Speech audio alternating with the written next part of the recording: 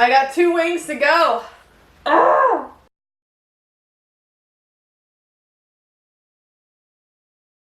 What's up, everybody? For the Brown Mountain Lightning Bugs, I'm Kendra Harding, and you're watching The Bug Jar. It's a show where we don't normally have questions and we don't normally have wings, but today we do.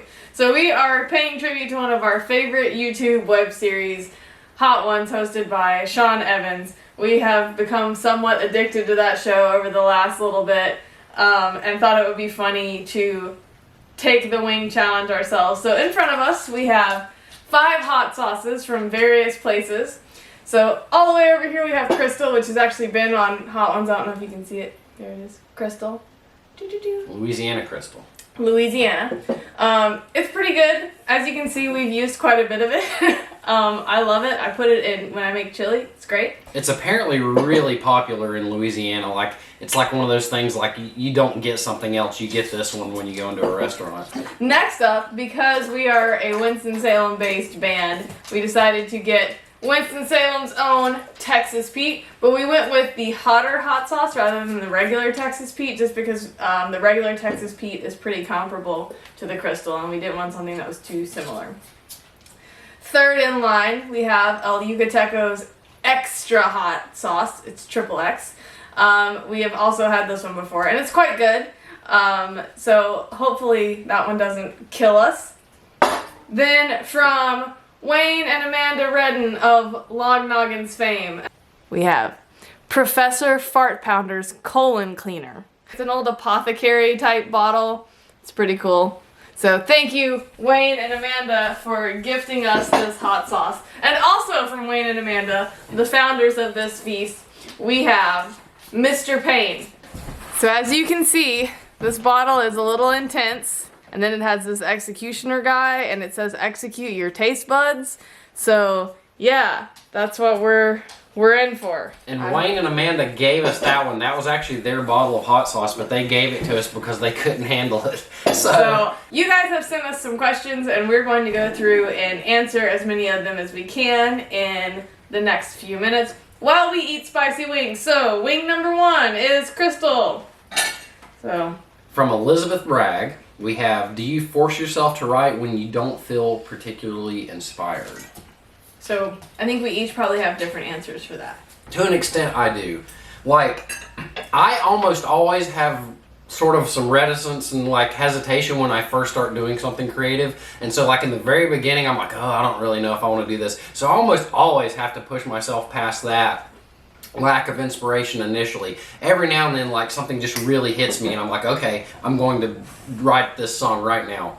But there gets to a certain point where, like, if I have been playing guitar or working on a song for 20 or 30 minutes and like I'm just not getting anywhere, I don't continue to push at that point because I know that 1, it's not going to turn out that great if I try, and 2, I'm just not getting anything anyway. So a small amount of writer's block is like a constant that I push through, but past that, it's like, no, I won't do it. It's kind of like anything you do, that the more you do it and turn it into something that is a habit, the less and less it feels as if you're making yourself do it, and the more those ideas tend to spark on their own. So, and I have done that over the course of many years and put myself into like writing challenges and things like that just to break me out of my comfort zone a little, because I think it's very easy to get stale in one's writing and continue to do the same thing over and over. So I like to find little challenges and little writing prompts and things to try out. So yes, I definitely do make myself write even when I'm not necessarily feeling inspired. And a lot of times when I'm feeling inspired, it's at times when it's inconvenient to actually sit down and write. It's like I'm driving and so there's not really an opportunity for me to do that. So I'll like put a voice memo on my phone and then come back to that later and work on it.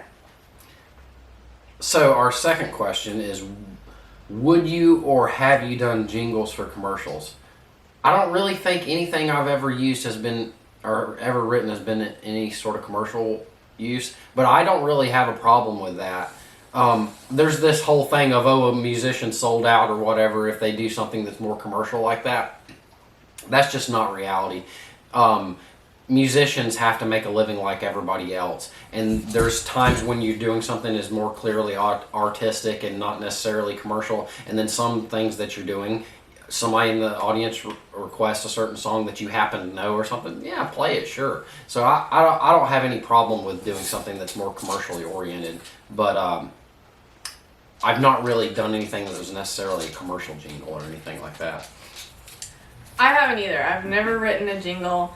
I would totally consider doing it though, just because it's a whole different beast in terms of writing. Having to create something that, like 800-588-2300 Empire, like stuff that people remember and it gets stuck in your head, and do that in, 5 seconds or less sometimes. That's hard. And that's a whole different challenge. And so it may not be the most artistically fulfilling in terms of like, oh, well, it's not poetic or whatever. But also, there are some genuinely good jingles out there. And so I would totally be down to do that. And I don't know if you can see this, but Joni has come to visit us and see what we're doing with these wings here. And why we're not eating all of them right now. Isn't that right, Joni? But yeah, so I would totally do that. Okay, so now we're going to move on to our second sauce, which is the Texas Pete hotter variety. We're now on Elizabeth Bragg's last question. Is it better to start with the tune then add lyrics, or lyrics then the tune? You go first on this one. Yes. So I do both. And a lot of times for me, melody and lyric are connected. And they'll kind of all come at once. So it really just depends. And then on the other end of the spectrum, sometimes you're just doodling around and like messing on an instrument and you come up with something that sounds kind of cool and you want to explore that idea a little more. So really it all depends on what you're trying to write, or in some cases what you're not trying to write. You're just messing around. So it can really go either way. And I don't buy into the idea that there's a right or a wrong way to write or begin a song in terms of lyric versus melody versus chord progression. There's just different ways to write a song. Yeah, and I tend to do music first, but a lot of times an idea will hit me and I'll stew on that idea for a couple days, so I have a sort of concept of where the lyrics are going to go. And a lot of times what I do is I'll start playing something on guitar or mandolin or whatever, and I'll just start making nonsense words and phrases and gobbledygook up, kind of like the Beatles Yesterday did that. There was a totally different set of nonsense lyrics to that song as they were writing it before it became the lyrics that we know. And so I'll be playing guitar and going ha-ba-dee-ba-dop-dop-bom-ba-doo-ba-doo-dit, and then eventually those ha-ba-dee-ba-dop-dop kind of things turn into lyrics. So sort of it all happens together, but I tend to be more music focused. Okay, so Kate Oliphant has 2 questions for us, and she has a silly question and a serious question. Her first silly question is, when are we going to write a song about Moon Moon? Because on our first album, we have a song about Joni called Joni Girl. That wing gave me the upper lip sweat. Yeah, so I got it surprised me, honestly. Yeah, me too. That one was a little bit hotter than I had expected. tasted it a little bit before, and I was like, yeah, it's a little hot, but I think it's definitely hotter than this one. Yeah, it is. But I think the volume of the amount of sauce that I ate was impactful. Yeah, because so what we did, we haven't just dipped a little bit of sauce. They're coated. They're completely coated in these sauces. Yeah. Okay, so song about Moon Moon. The first half of Alabaster is about Moon Moon, and then the second half is about Joni. She's having a little trouble. I'm burping. So the first half of Alabaster is about Moon Moon, the second half is about Joni. I have not written a Moon Moon specific song yet, and I don't know when we're necessarily going to do one. I could probably crank one out, but I want it to be special, because she's a special dog wherever she is. Where is she? She's behind us. But she's laying down, all sad. If it counts, which kind of not really, we make every song about these dogs. It's true. I sing Purple Rain a lot to these dogs. Okay, so next wing, we are moving on to the Yucateco extra, extra, extra hot sauce. Triple extra hot. This is where it's going to start getting a little bit more serious, I think. Mm-hmm. It's good though. Mm-hmm. I like the flavor of the sauce. Mm. Yeah, it tastes so good. Fantastic. Okay, that was hot. So, Kate's serious question is, do we have an update on when the second album will be released? So, this video is probably going to come out after this happens, but the weekend of January 11th, we are going to go finish recording our song in the studio, our album in the studio. So, we've recorded most of the second album at home, and there's several tracks that are actually already completely finished. But we wanted to do some tracks that were a little bit more involved compositionally, and so we were going to the studio that we used for our first album, Sedgwick Studios, to do those tracks. So it's coming along. My brother Wayne has already sent us several mixes, like I said, so it's not going to be long before the second album is out. Do you have an idea? What's wrong? Spring of this year.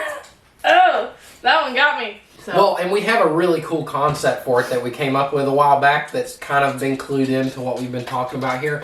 We will unveil that concept soon.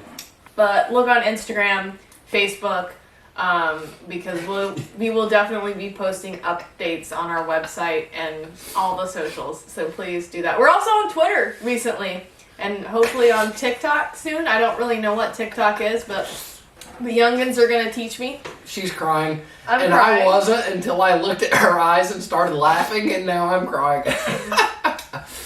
So the next one is from Anna Maria Locke. She asks, what do you do when you disagree on ideas for a song, i.e. lyrics, style, etc.? We just fisticuffs. Just juke it out, and whoever overpowers the other one wins. No, we just we try each other's ideas and go back and forth a little bit on which idea works the best. And sometimes we'll set a song to the side and then come back to it later if we're co-writing. And then other times, we'll like yesterday.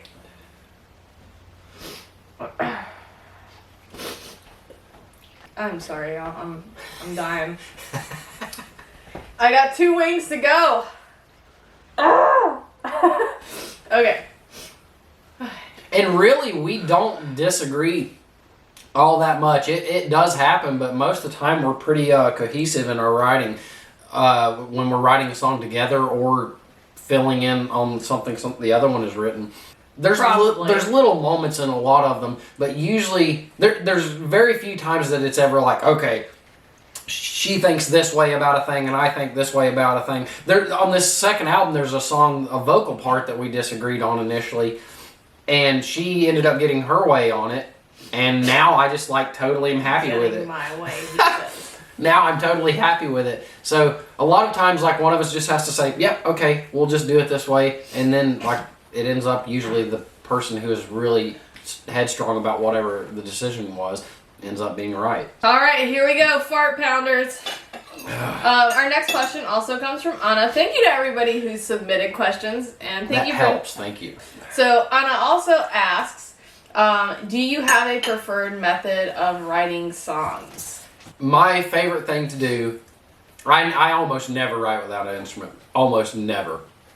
But I'll do what I was talking about earlier. I'll just start playing something, and usually I don't have anything in mind to play. I'll just pick up an instrument and start goofing around. And sometimes that happens at shows. I'll just be goofing around on the instrument in between sets or something, and oh, I like this thing. But anyway, I'll be goofing around on the instrument. Something I play randomly will catch my ear, and then I start making those nonsense lyrics up for a vocal melody. Once I get the vocal melody set, I turn those lyrics into a verse and then continue on from there. 90% of my songs are written that way. And sometimes it takes me hours. I won't stop. It's not like I'll get a verse idea and then come back to it later. Very rarely do I do that. Most of the time, I'll sit there for 4 or 5 hours straight until that song is done. And I think for me, like I said before, I tend to write lyrics first or lyrics and melody first. So then I will come back to it and actually kind of work it out. One thing I've started doing recently, though, is trying to write on, while playing other instruments. So I normally play guitar in our show, couple other instruments that I pull out here and there. But I have tended typically to write on guitar. And so over the last little bit, I've tried to write on piano, on ukulele,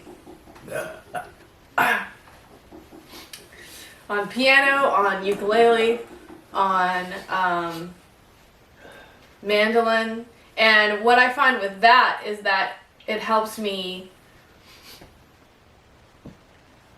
break out of the comfortable chord progressions because those instruments require different techniques, and I tend to go for different chord progressions when I'm playing something on mandolin versus something on ukulele. Oh, and it helps. Like it sometimes, even if it's something you're not nearly as good at. Like I'm not as much of a mandolin player as I am guitar or anything, but if I pick up that mandolin, I will be inspired to do something totally different than what I would have come up with on the guitar. So, yeah, try out different instruments if you're playing different instruments, because it really helps. And now I'm getting to where I'm just like rambling and saying dumb stuff because all I can think about is how my mouth is on fire. This one is slow. Like it didn't have much impact initially like these two did, but it's like it crept up as I would put it below Yucateco. Yeah, I think so. I think it would be there. Yeah. Yeah. But we had never tasted the fart pounders before, so our next two questions I'm going to put together, and they are from Anna as well as Catherine Brown. And Anna asked, when will you be playing in more popular places, like Iowa City? And Catherine Brown asked, any plans to play in or close to Columbia in the near future? So Iowa City is on the radar. I would love to play there. We have a couple friends up there, and I would love to go see them and their adorable baby. So it's something that I want to do. I haven't actually booked anything yet, but it's in the brain. As far as Columbia, we play South Carolina with some regularity, and we will be in Spartanburg a couple times coming up. We're going to be there at the end of this month at the local Fig, I believe is what it's called now. It used to be the Flat, and then we will be playing the Carolina Review with our friends Vagabond Crow, as well as two acts that we've not yet met, but we're excited to meet, Strange Bird and Remedy 58, who are from the Spartanburg area. I know that's not super close to Columbia, but we will be there, and that is a pretty inexpensive show. You get all these bands for $10, and then $5 if you have a student ID. And so there's 4 bands. You get to enjoy the night out and listen to tons of music. So please, please, please come to that one. That is February 28th at 7 p.m. And this is a good time to announce that is the kickoff date for our grand Western tour. We will be going all the way to California in March and hitting a bunch of stops along the way. Yeah, and we've been expanding outward as time has gone on, and we've also been figuring out how to do farther out shows with, relative ease. So we're working on it. We're definitely moving further and further away from home with our shows. So we're gonna be playing wherever you're at some point. And thank you to people outside of North Carolina who are keeping up with us and who want to see us in your areas. That means so much to us, and I know that sounds like something that every band says, but it's true. We wouldn't be able to do what we do without your support on Facebook and Instagram and in real life. So this is a sincere thank you from me to you for making our jobs a little bit easier. So there's only 2 questions left. That means it's time for the the Mr. Payne.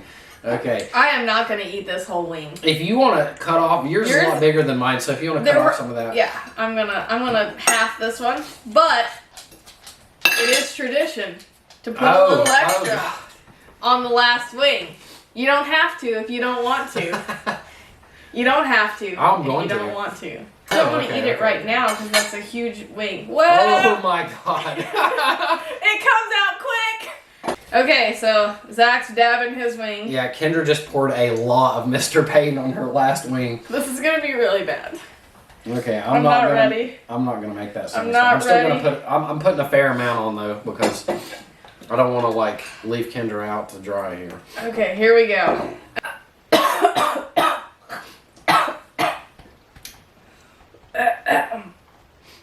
So. All right, one more from Anna. How many songs have you written for each other? I think that I have written roughly 10 songs for Kendra. Because, wow, that is really hot. It hits after.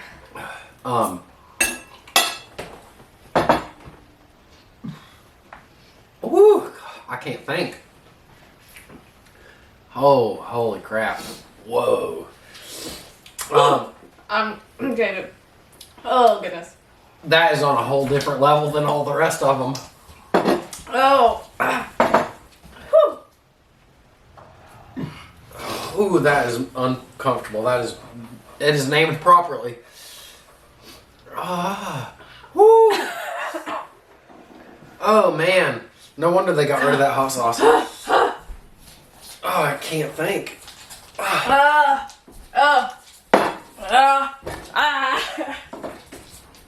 So anyway, I've written about 10 songs for Kendra. My ears! Oh.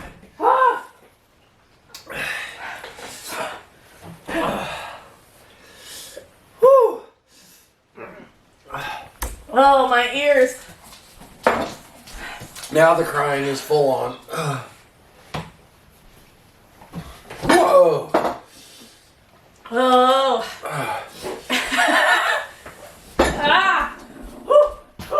I gotta take a lap. She's left me. I wrote songs for her and then she left me. Jesus, take the wheel. Oh, that is hot. Oh, God. So, one of my favorite songs that I ever wrote for Kendra is off our first album called You're the One for Me. I wrote that on mandolin at UNCSA, waiting on her to get out of class. And a lot of people were walking by wondering why this guy was sitting in the parking lot at UNCSA writing a song on mandolin. Now, people were looking at me weird. They were like, what is this guy doing? Okay, so how many songs have you written for me? At least, this is gonna make me look really bad. At least 3. More than 3. I'm more than 3 times her number. Well, I can't remember every song I've ever written. Actually, no, 4, 5. 5 songs? I can't think right now. What we should do is split that last one up and go ahead and eat it. I'm not eating that. Holy. Oh. It's really hard to do this and not use any profanity, I can tell you that. Okay. So yeah, 5. Oh God. 5. I Am the Waves, I think is probably the best one I've written. I like the story behind that one. Which you should tell. Zack had written a song called Seawall in response to a song by Les Claypool. And he was in the Philippines. And I wrote that one for him. The other one that I like the story of is Moment With You, which is going to be on our new album. You've probably heard it if you come to any of our shows. I wrote that one at like 4 o'clock in the morning in a McDonald's parking lot in Morganton, North Carolina, after dropping him off to go with his stepmom to the Philippines to visit her family. We have one more question. This is a really appropriate one to end on. So this is from Nikki. And Nikki, I have never asked you how you say your last name. Is it Tomeo? Or is it Tomeo? And by the way, y'all, if y'all haven't checked out the Create Net podcast that we've talked about on our Facebook page and on our Instagram, totally go do it, especially if you're in the Triad, because they highlight folks from around here a lot. And then they talk a ton of... Hey, go ahead. They talk a lot about art, artistic process, creativity, and all these cool people who are doing amazing things around here in North Carolina. So check out Create Net podcast. Nikki and Chase host that, and they're awesome. And she asks, what? Wait. Let's split that last wing. No. Let's do it. Let's do it. I'm done. You can have it. Honey, come on. Nope. For the views, honey. Nope. Let's split it. I'm done. I'm not putting myself through that again. I'm not doing it. Just half. No, I'm done. For the bug jar. No. I have done so much for the bug jar, I'm not doing that. Okay, I'll eat this last wing. While she asks the question. And she asks, so Nikki asks, what made you decide to do the bug jar in the first place? Why now? I love teaching and sharing people things. I can't talk anymore. I love sharing information with people and helping them learn something maybe they didn't know, even if it's just a small thing that helps them. I love doing that. And so, in the early part of last year, I had been listening to a buttload of podcasts and stuff on YouTube and watching a bunch of YouTubers that I really enjoy. So I was like, man, I want to do this, but for music and talking about what I have learned over the years doing music, because I've been doing this a while and I've learned a whole lot of things. Excuse me. Whew. So I fielded the idea with a couple folks that I really, really trust, whose judgment I believe. Like, if they say that's a dumb idea, don't do it, then I'm probably gonna not do it. And when I got basically green lights from everyone, I was like, all right, Zach, we're starting a YouTube series. And he was on board with it and did a bunch of research around what kind of cameras to use and all that fun stuff. And the reason why we're doing this now is because we now have the opportunity to. Before, Zach was working full time, and my schedule was crazy because I was in grad school or just finishing it up and doing postgraduate fellowships and things like that. So this is the first time since we've started playing music together that we've had the opportunity to actually do something like this. And so we decided, no time like the present, so let's do it and see what happens. So here we are. And I'll add a couple things to that. So, one, it's really important to diversify as a band at this point in history. You can go out there and just be someone who just plays music, but I think to really raise your level of success and raise your level of exposing the band to new listeners and stuff, you have to be a videographer, you have to do YouTube, you have to do the streaming stuff, you have to do writing, blogging and things like that, which we do a little bit of all those things. And I think the YouTube thing is a really important part of that, because now more than ever, venues and audiences expect musicians to have to have this visual presence in addition to the audio presence. I am crying really bad. It's no longer enough to just be a musician that makes audio. But that's not so bad, because I find that most of us who are creative and want to do music really enjoy the video part too. I was kind of hesitant about the video thing to begin with, but now that we've gotten into it, I have a blast doing it. It's really fun to come up with ideas. This one is so great. And one more little shout out I'll say is, in the month or two leading up to doing these, I had discovered the YouTuber Mary Spender, and she does a video series on YouTube called Tuesday Talks.